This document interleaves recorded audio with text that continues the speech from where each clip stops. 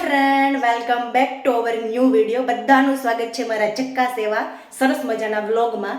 આજે આ વ્લોગ છે એક રેસીપી વ્લોગ આવવાનો છે, કેમ કે હું મારા આ વિડીયોમાં તમને રેસીપી આપીશ ટકા લાડવાની.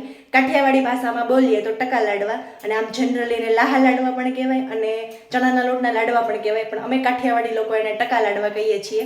તો ટકા લાડવાની રેસીપી છે ને હું ફર્સ્ટ ટાઈમ મારી લાઈફમાં ફર્સ્ટ ટાઈમ ટકા લાડવા બનાવીશ.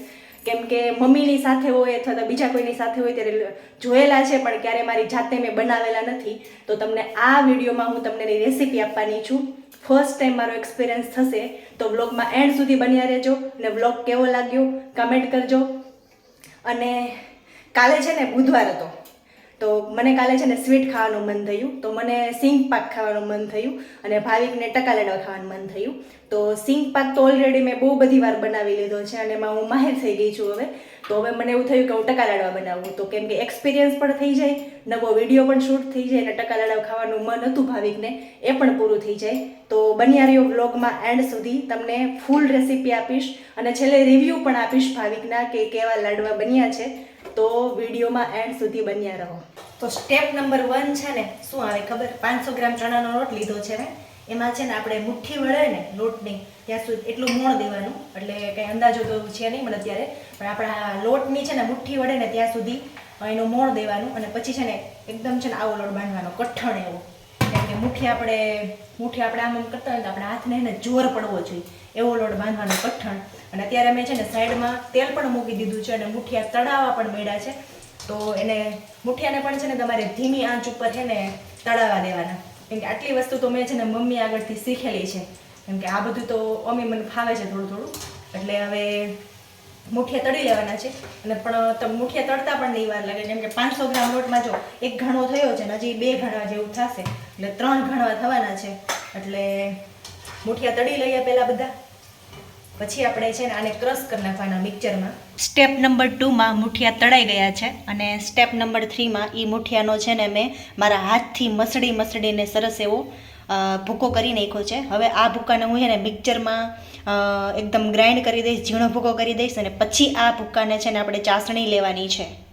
લાઈફમાં કોઈ પણ વસ્તુ આપણે ફર્સ્ટ ટાઈમ બનાવતા હોય ને, એટલે આપણે થોડો અંદરથી ડર તો હોય જ કે સારું બનશે કે નહીં, કે મારી આગળની મહેનત થોડી ખરાબ ના જાય. એટલે મને એવું થયું કે ચાલ ને હું ઉપરવાળા બેન છે અમારે મયુરી બેન, એને બોલાવી લઉં ચાસણી લેવા માટે, કેમ કે એ લોકોને મારા કરતાં સારો અનુભવ હોય એટલે એ બાજુમાં રહે તો સારું પડે. તો થયું કેવું કે છે ને મેં વિડીયો સ્ટેન્ડ ઉપર તો મૂકી દીધો, પણ વિડીયો હું ચાલુ કરતાં ભૂલી ગઈ. એટલે ચાસણી તો લેવાઈ ગઈ છે, પછી એના ઉપર અમે ઘી નાખીએ છીએ, કેમ કે લાસ્ટમાં ઘી નાખીને પછી એને મસ્ત એવો મસળી લેવાનો અને થોડોક પાણીનો છટકોરો પણ નાખ્યો છે. એટલે આ વિડીયો છે ને મેં પાછળથી પછી ચાલુ કર્યો હતો, કેમ કે બાકી તો વિડીયો હું ચાલુ કરતાં ભૂલી ગઈ હતી. એટલે ચાસણી તો લેવાઈ ગઈ છે, પણ હવે જોઈએ વિડીયોમાં બન્યા રહો એન્ડ સુધી કે કેવા લાડવા બને છે, એવું તમને એન્ડમાં બતાવીશ. ચાસણીનું કામ પતી ગયું, પછી એના ઉપર પાણીનો છટકોરો માર્યો અને એકદમ મસ્તી રીતે હે ને મયુરીબેને લોટ મસળી નાખ્યો હતો. અને પછી હવે છે ને લાસ્ટ સ્ટેપ આવી ગયું છે, લાડવાને છે ને મસ્ત એવા હાથથી શેપ આપવાનો. તો હવે એમાં છે ને થોડુંક મને હસવું આવે છે, કેમ કે અમે 500 ગ્રામ ખાલી લાડવાના હતા અને એમાં અમે 3 જણા છે ને મંડાઈ પડ્યા છીએ. તો અમે 2 તો હતા જ, અધૂરામાં પૂરી છે ને આઈશ્રી, એને એમ થયું કે ચાલ હું પણ હેલ્પ કરાવું આંટીને, એટલે આંટી જલ્દી ફ્રી થઈ જાય. તો છે ને અમે 3 જણા કામ કરવા માંડ્યા છે. આમે કહેવત છે ને જાજા હાથ રડિયામણા, એટલે અમે 3 જણા ફટાફટ લાડવા વાળીને પછી બધું વાઇન્ડ અપ પણ કરવું પડે કે નહીં, કેમ કે લાડવા બનાવ્યા હોય અહીંયા પાછળ કેટલું બધું કામ હોય. તો સરસ મજાના ટકા લાડવા બનીને રેડી થઈ ગયા છે. હવે 2 કલાક આને રેસ્ટ આપીશું અને પછી સાંજે ભાવિક આવે પછી એને ટેસ્ટિંગ કરાવશું. અને ટેસ્ટિંગ કરાવીને પછી ખબર પડે કે મારા ટકા લાડવા છે એ કેવા બન્યા છે. તો જોઈએ, હવે રિવ્યૂ લઈએ, પછી તમને ફરીથી મળીએ. હેલો ફ્રેન્ડ, આજે છે ને 11 છે, તો બધાને પહેલાં મારા જય શ્રી કૃષ્ણ.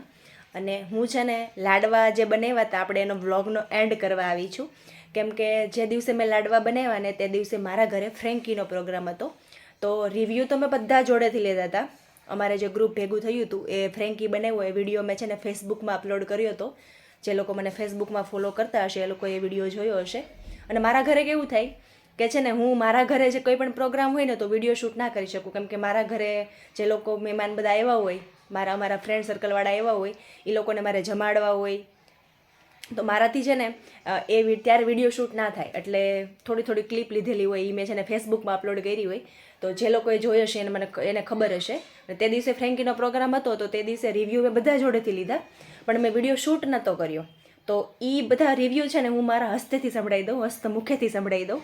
કે પહેલાં તો છે ને સ્વીટ ઓછો થયો હતો લાડવો, કેમ કે મને કંઈ માપની ખબર નહોતી અને મેં મારા રીતે બધું સુગરને એવું નાખ્યું હતું, તો સ્વીટ ઓછો થયો હતો. અને પછી હે ને આપણે જે મુઠિયાનો મિક્સરમાં દળીને પછી લોટ બનાવ્યો હોય ને, એ લોટમાં કેવું થયું હતું કે મેં જે હવાલો હોય ને એના 0 નંબરની જાળી હોય ને એમાં છે ને મેં ચાળ્યો હતો. એટલે હે ને લાડવામાં જે કણી પડે ને એ કણી નહોતી પડી. બાકી લાડવા ઓવરઓલ છે ને બહુ સરસ બન્યા હતા. હજી એવું હશે ને, મને ખુદ નહીં ભાવ્યા હતા, તો હજી એવું હશે કે થોડા, કેમ કે 500 ગ્રામ લોટના જ મેં લાડવા બનાવ્યા હતા. તો એ ઓબ્વિયસ છે 2 જણા વચ્ચે તો પૂરા થઈ જાય. અને ઓલમોસ્ટ તો ને ત્યારે જ પૂરા થઈ ગયા હતા, કેમ કે પ્રોગ્રામમાં અમે 8 જણા હતા, એટલે ત્યારે જ મોસ્ટલી પૂરા થઈ ગયા હતા. તો સારા બન્યા છે, તો મને થોડું મોટિવેશન મળ્યું, એટલે હું ફરીથી હે ને 500 ગ્રામ લોટના લાડવા બનાવીશ.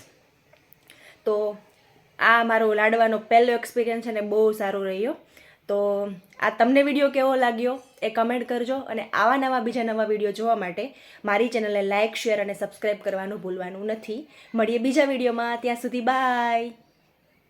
મેં બનાવેલી વાનગીની થોડાક સિનેમેટિક શોટ અને ફોટોઝ કેવા લાગ્યા એ કહી દેજો મને કોમેન્ટમાં, એટલે થોડુંક મને છે ને મોટિવેશન મળતું રહે અને આવું નવું ટ્રાય કરતી રહું.